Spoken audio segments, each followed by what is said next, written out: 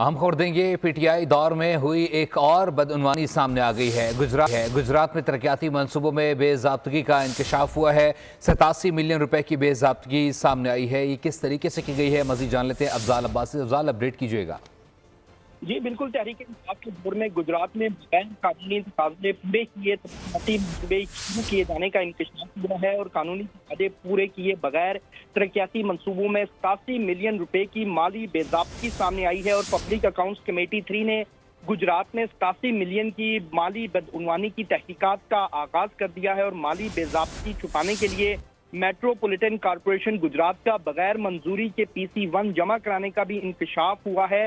1.50 million روپے سے زائد رقم کے لیے PC-1 تیار کیا جانا قانونی طور پر ضروری ہوتا ہے، لیکن 87 ملین روپے کی مالی بے ضابطگی مالی سال 2019-20 میں کی گئی، اور ڈیولپمنٹ کمیٹی نے PC-1 کی منظوری دی ہی نہیں، اور نہ ہی ڈیولپمنٹ کمیٹی نے PC-1 دیکھا۔ ترقیاتی منصوبوں کے لیے ضروری دستاویزات کے تقاضے بھی پورے نہیں کیے گئے۔ بہت شکریہ افضال، اپڈیٹ کرنے کے لیے۔ سبسکرائب کریں اور بیل دبائیں تاکہ کوئی خبر رہ نہ جائے۔